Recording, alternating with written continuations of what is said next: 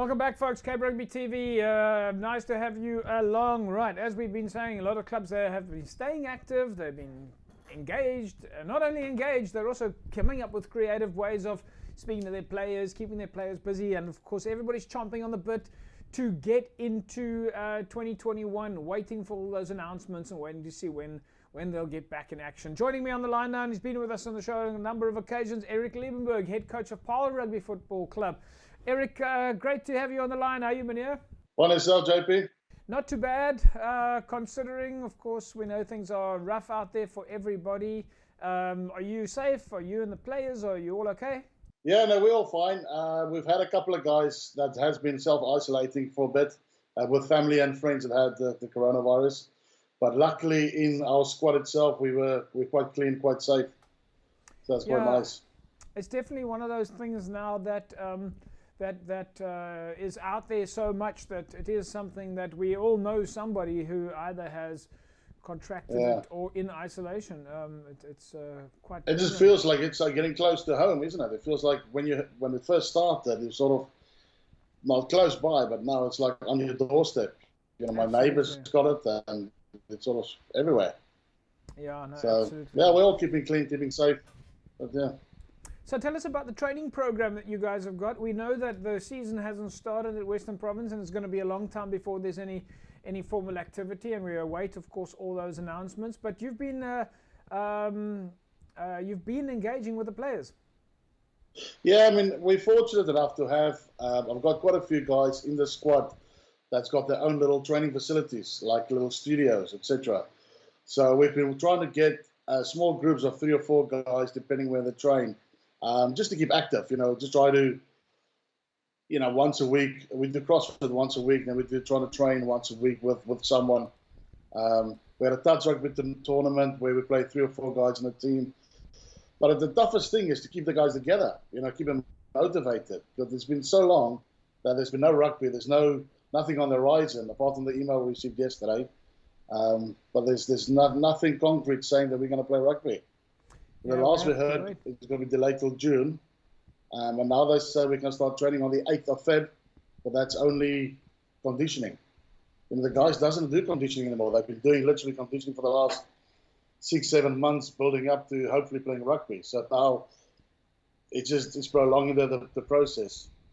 To keep them motivated, though, you have been asking the players, I believe, to send in videos of themselves.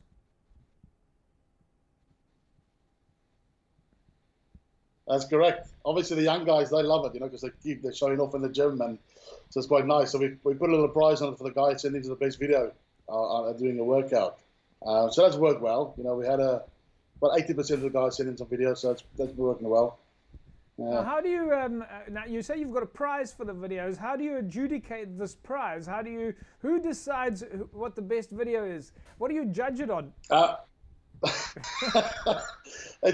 It's mostly try to keep it funny, so keep it funny with the same aspect of, want to see them work out. So we got a little panel of, we got a social committee in the club of 5 players, senior players. So they just pick. I don't get involved in that. I just give the ideas and they run with it. So yeah, that's where we are. Eric, as you're talking about leadership, though, 5 players in the team that are taking responsibility for social media. They're obviously stepping up to the plate as well, then, to help people stay connected and help keep call it the gees amongst the players. Oh, definitely. I mean, that's the main reason we started this committee, because we identified there's 5. Well, there's more than 5, but there was 5 key players in the team that a lot of the guys respect. One of the guys has been playing, I think it's like 73 matches for Paarl. Obviously, so he's been involved for quite some time. So they just try to organise small things. Like tomorrow night, there's a small braai for some of the guys, and the next week there's a braai for some of the guys. We obviously try to keep the social distancing and all the regulations we need for COVID, but it is important still to have that activeness. We need to connect and stay connected as a team and the players. That's so important. Now you talk about conditioning, strength and conditioning. Obviously, there must be is it difficult to make that connection? I mean, you also spoke about CrossFit, but bringing the CrossFit, the fitness, to make that transfer of strength and conditioning into real rugby? Is that something that's a concern for you, or is it reasonably easy to do? A lot of coaches talk about that you have to be rugby fit. You have to be. It's a different type of fitness. Yeah, no, obviously, definitely. I mean, doing conditioning, CrossFit, it makes the body strong, but it's not giving you the rugby fitness. You know, they're talking now we can start training on the 8th of Feb for 4 weeks, but only conditioning again. You know, you need to implement your strategies, your game plan in the way you train.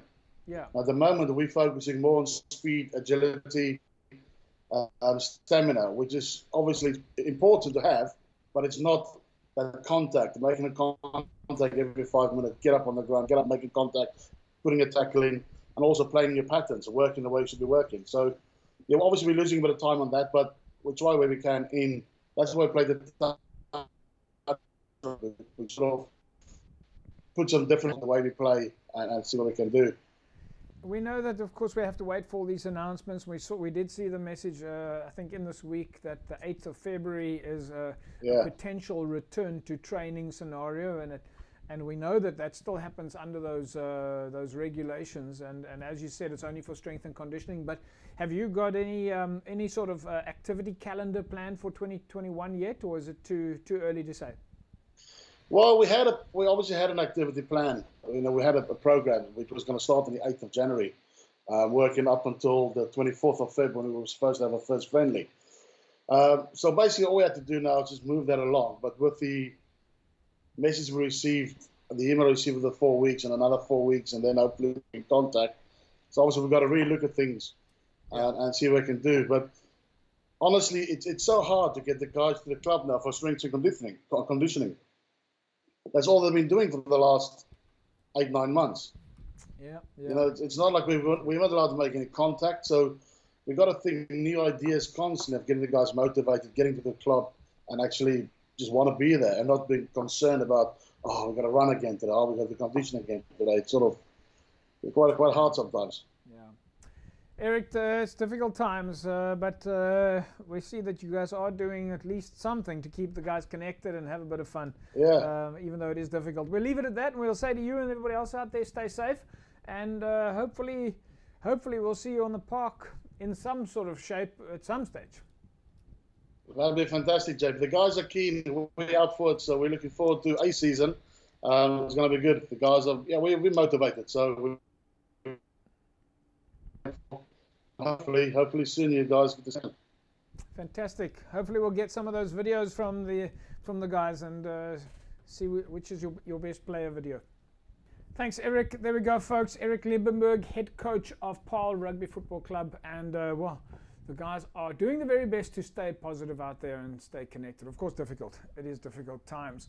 Folks, as you know, on a weekly basis, we do a MChem 24-hour review. These are public reviews, of course, that come from you, the viewer, either from Facebook or from Google. And it's always fantastic to take a look and see what it is that you have to say about MChem 24 hours service. And of course, these are reviews, as I say, from the public.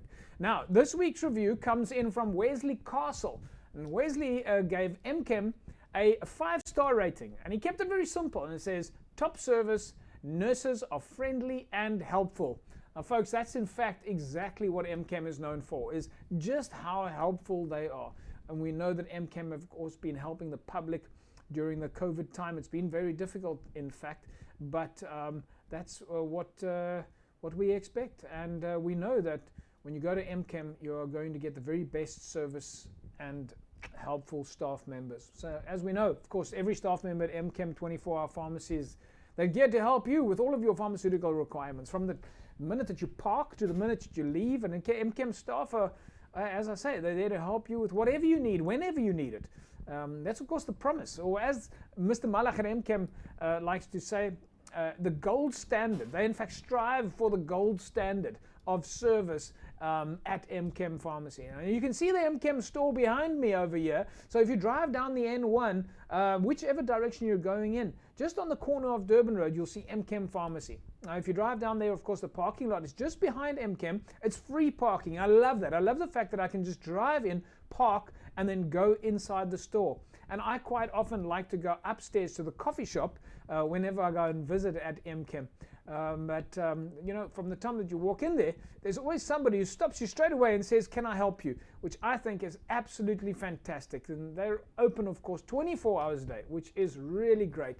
And that's really what we've, over the years, come to know and expect from MChem. Folks, we are going to take an ad break, and when we come back from the break, we're going to carry on talking about what's happening in the world of Western Province Club Rugby. Still some fantastic interviews coming up as we speak to the, well, many of the coaches at Western Province Club Rugby. Back in a sec.